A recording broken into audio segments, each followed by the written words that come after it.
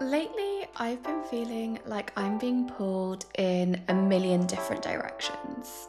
One minute, I'm completely on a roll, and the next, I'm just staring at my screen with about 20 tabs open, just gaping helplessly. I know exactly what I need to do, but there's just so many tasks that sometimes I just get so overwhelmed. If you have ever struggled with overwhelm, I want you to listen up to this episode.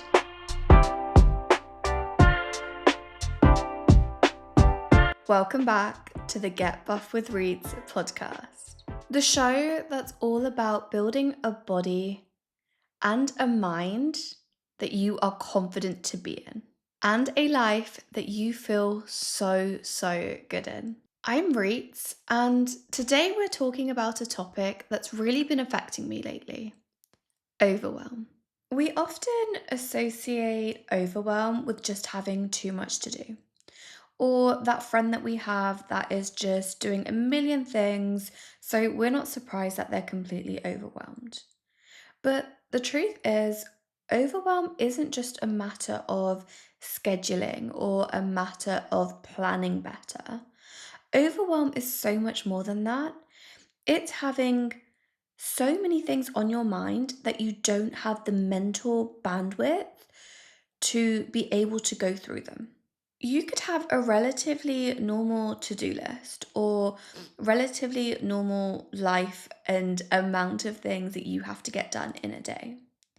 But if your brain is racing and you are constantly skipping onto, I've got this to do, I need this, I need to go pick up the kids and the grocery shopping, and then I need to make sure I get in my workout, you're suddenly going to become so overwhelmed that your brain is just going to freeze.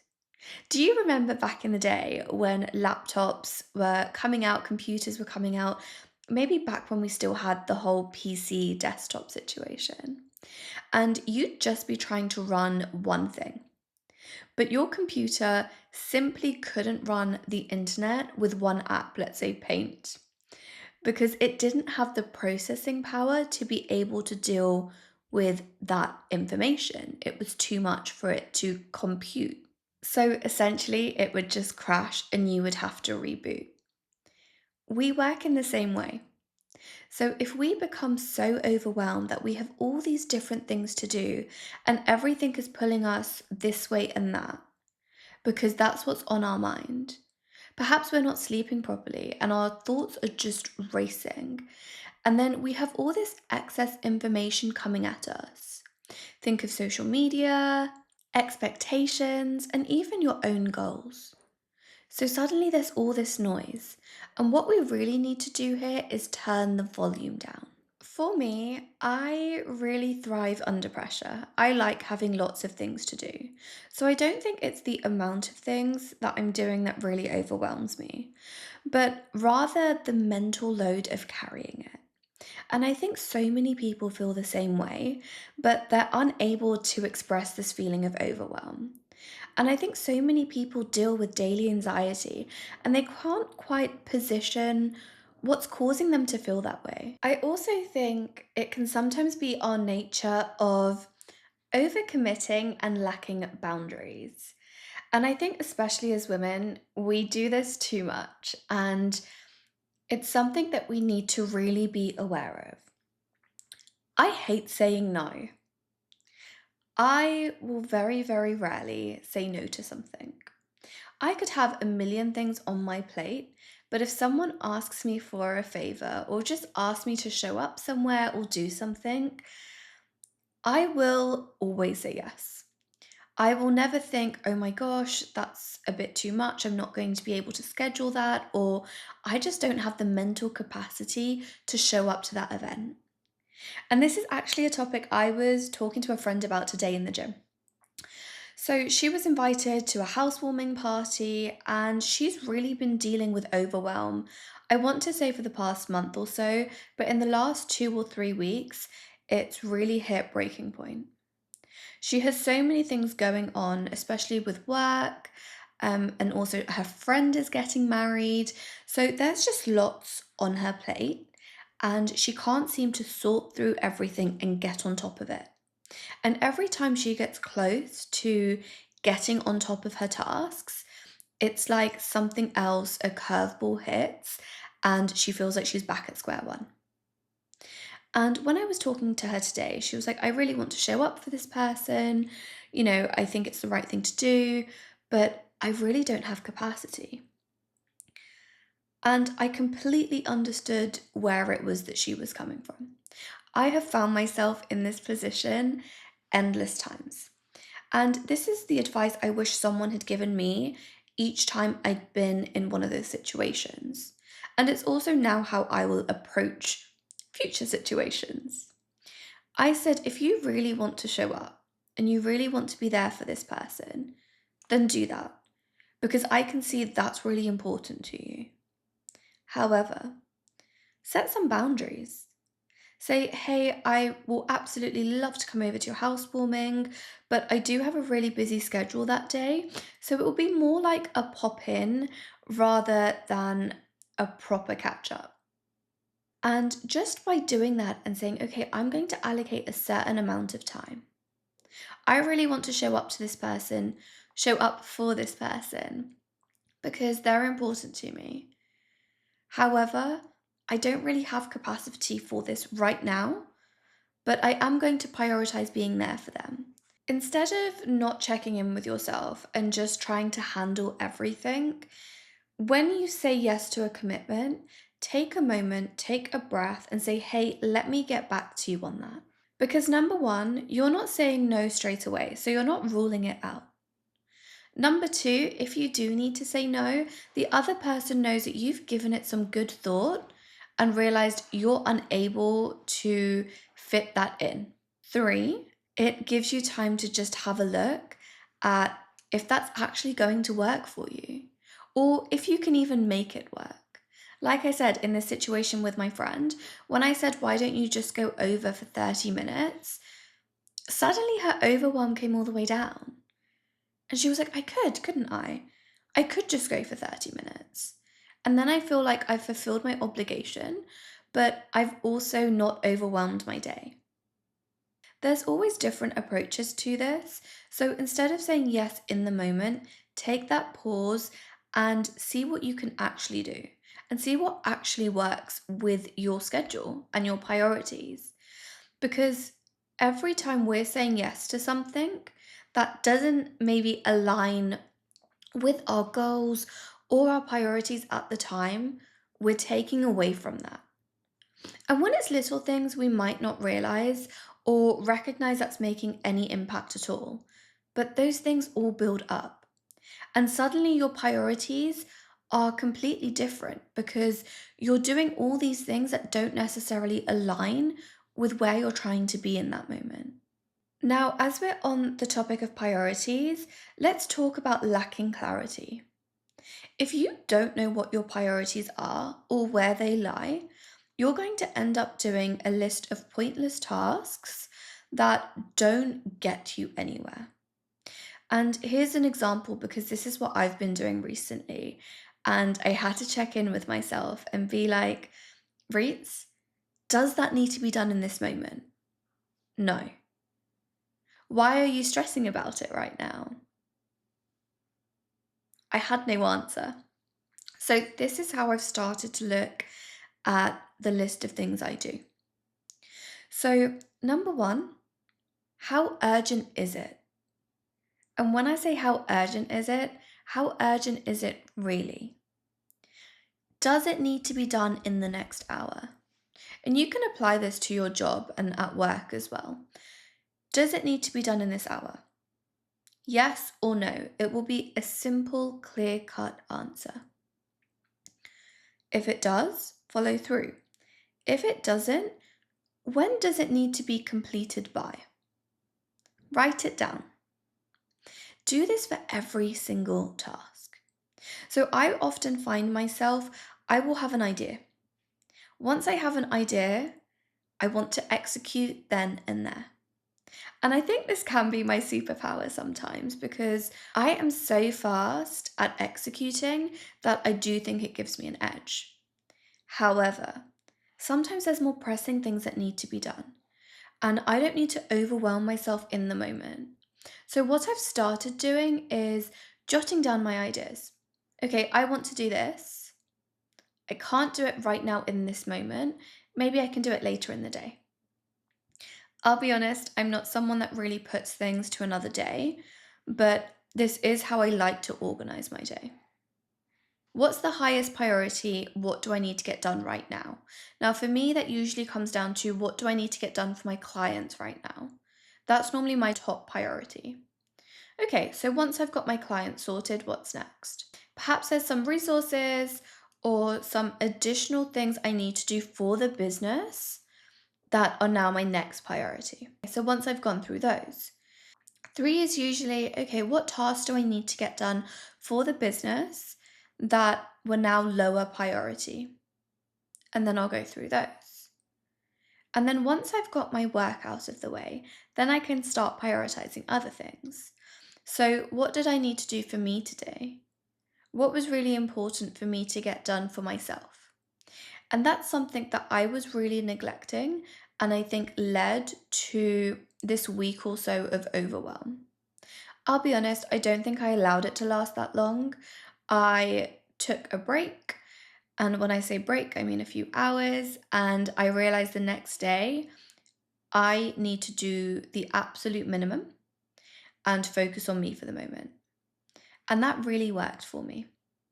So I took the day, I spent some time with my grandparents, I spent some time with my uncle, just surrounded myself with family. And then I even hit the spa, and that was really all I needed to reboot. So remember the analogy I was talking about when the computer crashes? It needs a reboot. So if you're finding yourself in a period of overwhelm, that's what you need to do next. So, how do you transition from being really overwhelmed to essentially scheduling a reboot? Okay, what things help you feel calmer? What things immediately can we take off your plate? Now, that day when I said, okay, I'm going to take a seat back and really just do the minimum of what I must do today. So, those are those urgent tasks I was talking about, things I have to do and I don't really have a choice. And frankly, those things probably took me maybe an hour and a half that day. They weren't things that I had to do in a work block, they were more things I had to do throughout the day. But in terms of timing, it was an hour and a half. And I just went through the exact things that I needed to do that were time sensitive. And then I was able to schedule everything else that I really wanted to do in that day. So if you look at your day for today or tomorrow, I want you to make a list. What needs to actually be done today? Now, perhaps it's a Monday or a Tuesday and you work a 9 to 5. So maybe you have to go to work today. Maybe that's your must be done task. But can you take the rest of the day for yourself? Or perhaps it's a weekend and you're not working today, and you actually had a list of chores you really wanted to get through, but you're feeling this real sense of overwhelm and anxiety, and you can't quite pinpoint what's causing it. Take a moment. Does that list of tasks that you had written out need to be completed right now? I bet the answer is no. Or if anything, maybe there's one thing that really needs to be done. So do that one thing, get it out of the way, and then take that time for yourself. Is it having a bubble bath? Is it completely shutting down for social media that day? Is it getting your partner to look after the kids or your parents? Is it spending time with family and reconnecting? Or maybe it's going to go get your nails done or your eyebrows done, just some sort of maintenance that you might have been putting off, but you know makes you feel really good. Or maybe it's a date night with your partner, or a dinner or a lunch with a friend. And as I'm listing those things, you'll know exactly what it is that will work for you. And maybe it's not just one thing, maybe it's a combination. Take the day. Someone recently said to me, Rita, you need to schedule a day off. And I said, well, I just don't have capacity. I've got all these things to do. I don't know the last time I actually had a true day off. And I genuinely enjoy what I do every day. So a day off to me almost feels like it's harder. I don't know how to explain it. Having a day off is almost like a hindrance or something I need to make myself abstain from work. Like I need to abstain from work, and it's difficult to not fall into a work pattern. And I'll be honest, the day I took the day off, I really did feel like that. I had to actively tell myself every moment that I wanted to, oh, I'll just have a look at this, or, I was like, no, no, take a breather and take a moment. If you're listening to this and realizing that you're stuck in the mindset trap, I have something for you. I've put together my free resource, The Buff Hub, where I break down strategies to help you stay consistent, build strength, and feel confident in the skin you're in. It's completely free. No gimmicks, just straight value. If you want in, I'm going to drop the link in the description box for the Buff Hub. Or DM me Buff Hub on Instagram and I will send you the link directly. Okay, let's get back to it. I feel like society and everything we see on social media doesn't really help with that either. We constantly feel like we always have to be switched on. I remember there was my first job out of uni, and I'll be honest, it was the worst time in my life. And essentially, on paper, it was my dream job. So that really felt like a kick in the teeth at the time.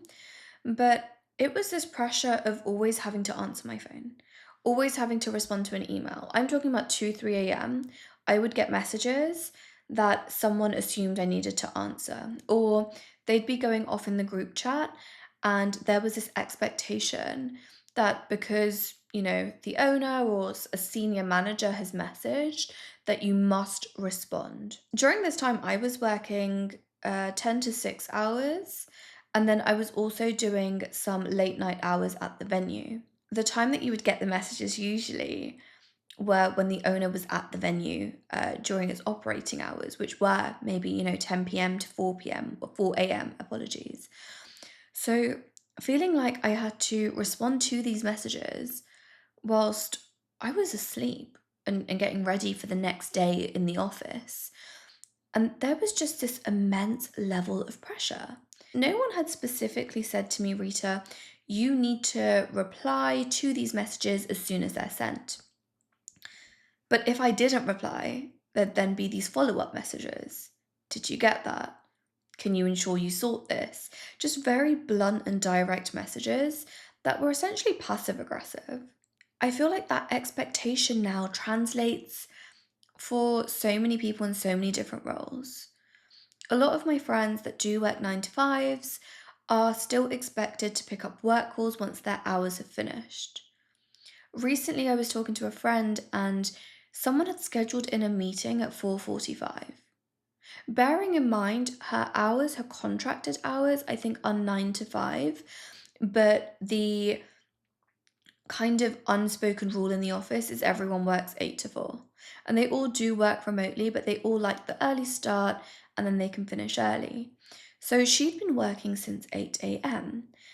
and she normally would probably work past the 4 p.m. period anyway, because there is just this expectation that people complete all their work or they can't kind of switch off for the day.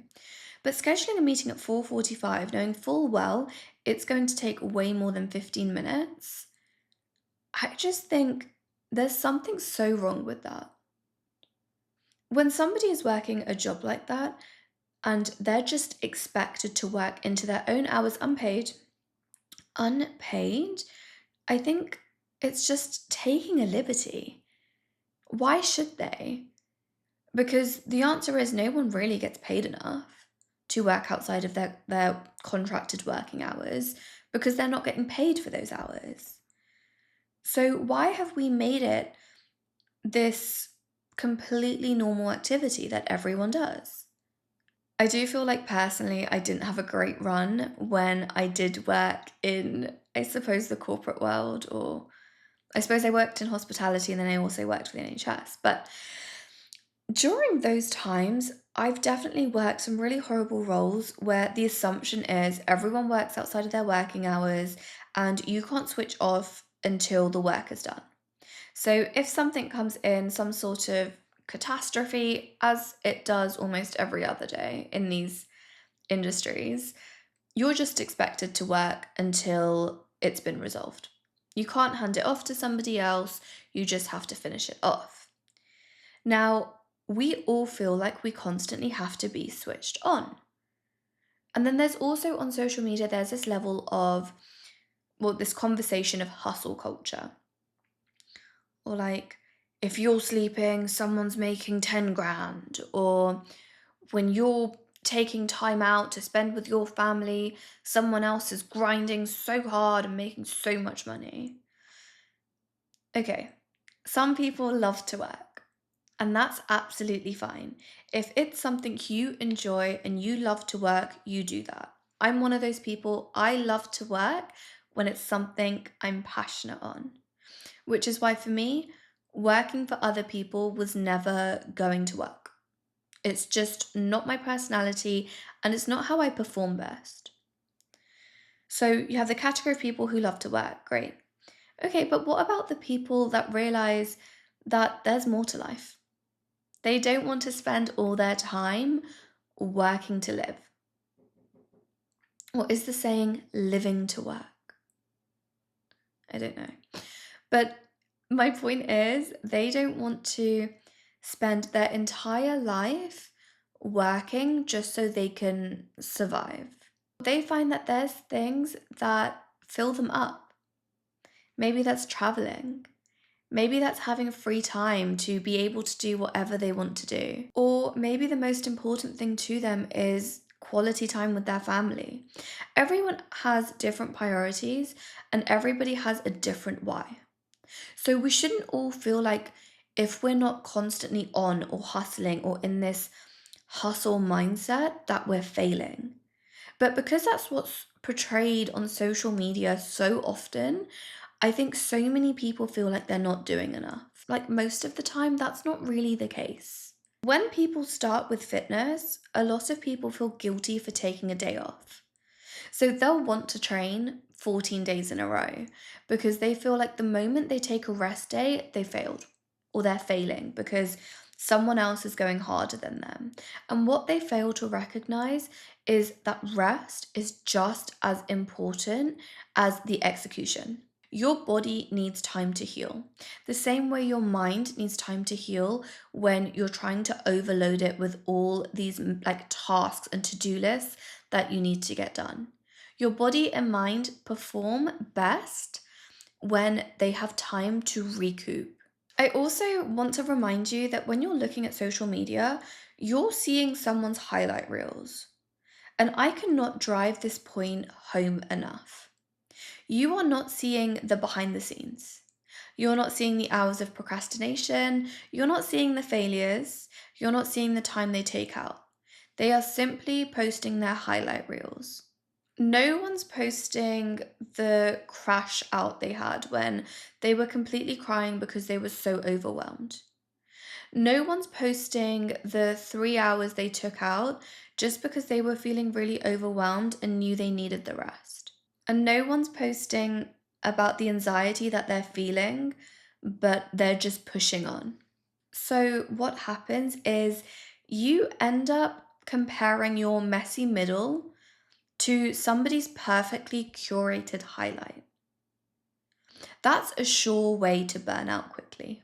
I want to cover this one, which I think anyone from a brown background or maybe a different cultured background might be able to relate to this. Other people's expectations of what you should be doing or where you should be shouldn't affect you. I know that's really hard to comprehend, but everyone's going to have an opinion. And the truth is, unless they're you in your shoes, doing the things that you're doing, their say doesn't hold any weight because they will have this image of what they think is the right thing. I'll give you an example. I feel like there was a generation that told all their kids they needed to be a doctor, a lawyer, a dentist, or be in one of those professions. And with that came a whole load of people and a whole generation that felt like if they didn't succeed in those areas, that they were failing, that they were going to really upset their parents and they didn't really have a choice. And perhaps those roles weren't suited for them. And those weren't things that made them happy. Perhaps one of them wanted to be a DJ, or someone wanted to be a news reporter, or absolutely anything that deviated from this path that had almost been set out for them since they were babies. They had these expectations that they had to succeed in these roles, or they were complete failures. And then they were compared to their siblings, their cousins, the person that lives 10 doors down. They're a pilot. Why couldn't you be a pilot? And I'm so glad we've come this far to where people aren't necessarily putting those pressures on their children. But what happens when parents do this, or even family members, friends, whatever, do this, is they are putting you under an impossible standard. So you're feeling like you failed before you even started. The internal pressure can be just as overwhelming as the external demands. I really want you to remember life moves in seasons and things change. So something that might have worked for you 10 years ago might not work for you in the same way today. And just as something that might not have worked for you 10 years ago, that may work for you now. Things change, and it's so important to just be fluid and move with the times and be open. Instead of applying all this pressure on what you think you should be doing, why don't you focus on the things that you could be doing? Sometimes we don't even realize that we are overwhelmed until we're so far deep in it that we almost don't see a way out. So, here's some ways to recognize that you are spiraling and really you're just feeling overwhelmed, because once you know you're feeling overwhelmed, you can fix it. One of those things is realizing you're procrastinating. This might not be procrastination in the most normal sense. So instead of scrolling through your phone, scrolling through Instagram and TikTok, you might find yourself frozen in place. And what I mean by frozen in place is you know what you should be doing, but it's almost like your brain and your body are not connected in that moment. So I often find when I do this, I will have my laptop open, I will have multiple tabs, more than I normally would, and my brain is bouncing from pillar to post. So I'll open a tab, do absolutely nothing, my brain will jump and I'll open another tab and another, and that will continue until I recognize, hang on a moment, take a breather. This can manifest in different ways for different people. So some people may find that they're in an endless doom scroll when that's something that they wouldn't normally do, or they wouldn't necessarily do in the middle of a task. The reason this happens is your brain is trying to compute too many different things at the same time. So it almost goes into that frozen screen that we talked about on seeing on our desktop. Your brain doesn't know where to start, so instead, it's defaulting to doing absolutely nothing. You're not lazy, you're just overwhelmed in this moment. Two is when small things start feeling heavy. Like texting back a friend suddenly gives you a bit of anxiety, or you're not sure what time you're going to eat, or you've thought in your head that you need to cook a meal, but you just keep putting it off and it feels like a really big decision. Somebody's asked you to do something and it's really stressing you out. When you know normally this is something really small and not something that should carry that much weight. This is called decision fatigue. Now, when this happens to one of my friends, she keeps replying with, I don't know. And that's how I often know she's under a lot of pressure. And the question is normally something simple, like, hey, what time do you want to go to the gym? Or are we still meeting up later this evening? When she starts replying, I don't know, I know her brain is frozen because she's got decision fatigue. And even the tiniest little decision is feeling super, super overwhelming and giving her anxiety. It's brain fog. It's your brain just being completely mentally clouded. Three is avoiding things that you usually know would help. I realized I was doing this. So, usually I know to really just keep myself grounded and calm. I like to hit a spa session, usually a couple times a week, but if I'm busy, at least like once a week. And I realized it's something that I hadn't done in almost 2 months. So, an activity I know that's really simple and easy to implement into my schedule that helps me feel centered and calm, I suddenly stopped doing for really no reason. And once you recognize this, you start feeling silly because you're like, I knew what to do. I know what the solution is. I know how to not end up in this position I'm in right now. But I have actively made the decision to not do the thing that makes me feel good and keeps me in a good headspace. It's like you know it would make you feel better, but for some reason in your brain, it's too much hassle.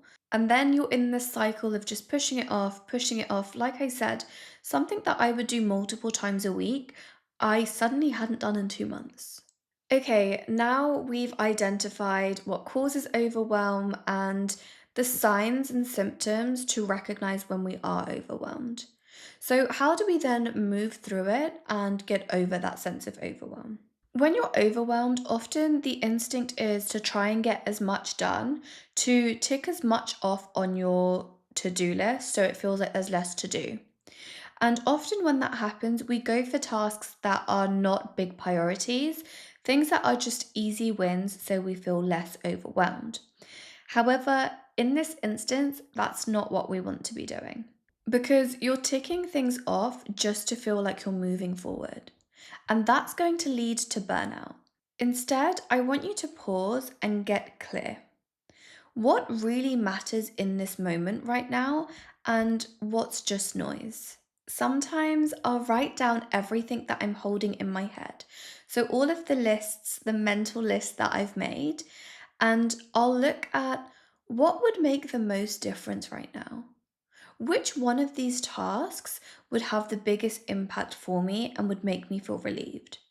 Not necessarily looking at the time frame it would take to complete it, but rather what reaction completing that task would invoke. When you identify what actually moves the needle, that's when you know where your energy is best placed. Next, you want to set boundaries with your energy. What serves you best and what's getting you closer to your goals? Instead of saying yes to everything, say yes to things that really matter. That also means saying no. That means not responding to every message the moment it comes through. That's something I really battled with. But once you get the hang of it, it's not as hard as it feels.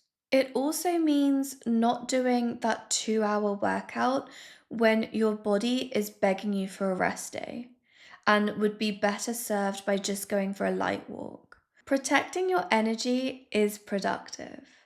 I promise you, if you take a step back, the world is not going to fall apart in that little time. And a well rested you is going to show up 10 times better than the version that was anxious and overwhelmed. Number three changed everything for me. It's about doing the right things, not all the things. So now I zoom out. What is the one thing I can do today that's going to make me feel calmer, better, more focused, and strong? Just one thing. It doesn't need to be a full routine or a full production. It just needs to be one action.